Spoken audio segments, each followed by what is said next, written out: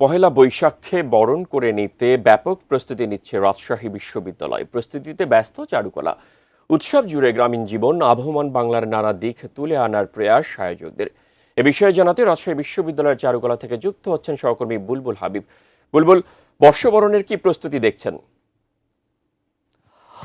মেহেদী, আপনি জানেন যে প্রতি বছর আসলে পহেলা বৈশাখকে উদযাপন করে নিতে রাজশাহী বিশ্ববিদ্যালয় চারুকলা অনুষদে ব্যাপক প্রস্তুতি গ্রহণ করা হয়। সেই ধারাবাহিকতায় এবারও আমরা দেখেছি যে এই চারুকলা অনুষদের যে বর্ষবরণের প্রস্তুতি, চৈত্র সংক্রান্তির প্রস্তুতি, সেগুলো নিয়ে কিন্তু ব্যাপক প্রস্তুতি নিয়েছে। এবং বিশেষ করে যেহেতু একটা মঙ্গল শোভাযাত্রার একটা আয়োজন করা হবে এবার, এবং কেন্দ্রীয়ভাবে সরকারের উদ্যোগে এই প্রস্তুতি নেওয়া হচ্ছে। এবং রাজশাহী বিশ্ববিদ্যালয়, শুধু রাজশাহী বিশ্ববিদ্যালয় না, রাজশাহী বিশ্ববিদ্যালয়ের অন্যান্য ডিপার্টমেন্টও কিন্তু এই আয়োজনগুলো থাকে বর্ষবরণের প্রস্তুতি। যেহেতু এখন আরো মোটামুটি 3 দিন সময় আছে, সেজন্য আমরা দেখেছি যে রাজশাহী বিশ্ববিদ্যালয় চারুকলা অনুষদের যারা শিক্ষার্থীরা রয়েছেন, স্বাস্থ্যকর অল টাইম ফ্যামিলি কেক, সব সময় অল টাইম হেলদি লাইফ, তারা কিন্তু দিনরাত কাজ করছেন বলা যায়। কারণ এই অল্প আর দুই দিন পরে যেহেতু ইয়েটা হবে পহেলা বৈশাখ উদযাপন, তারা এই সময়ের মধ্যেই প্রস্তুতিটা সম্পন্ন করবেন। তো আমাদের সঙ্গে রাজশাহী বিশ্ববিদ্যালয় চারুকলা অনুষদের সহযোগী অধ্যাপক আব্দুল সালাম রয়েছেন, তার সাথে আমরা একটু যদি কথা বলি। আপনাদের আসলে এবার মঙ্গল শোভাযাত্রায়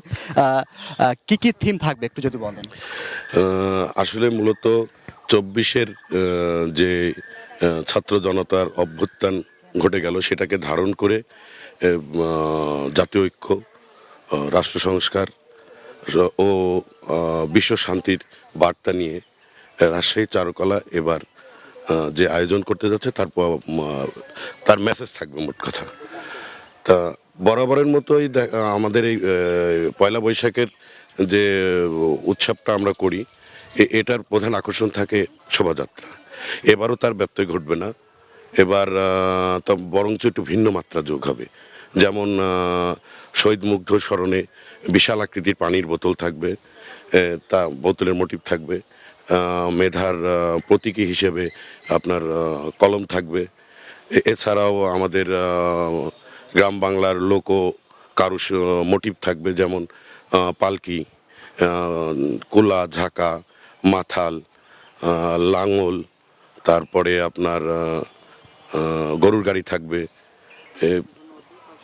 এছাড়া আরো অনেক মোটিভ এবার। ধন্যবাদ আপনাকে। তো আমরা আসলে কথা শুনছিলাম যে যে বিষয়গুলো নিয়ে প্রস্তুতির বিষয়টি নিয়ে বলছিলেন, তারা বলছিলেন যে তারা আর দ্রুত কাজ শেষ করবে এবং একটা উদযাপন হবে, আসলে পয়লা বৈশাখের ভালোভাবে উদযাপন হবে।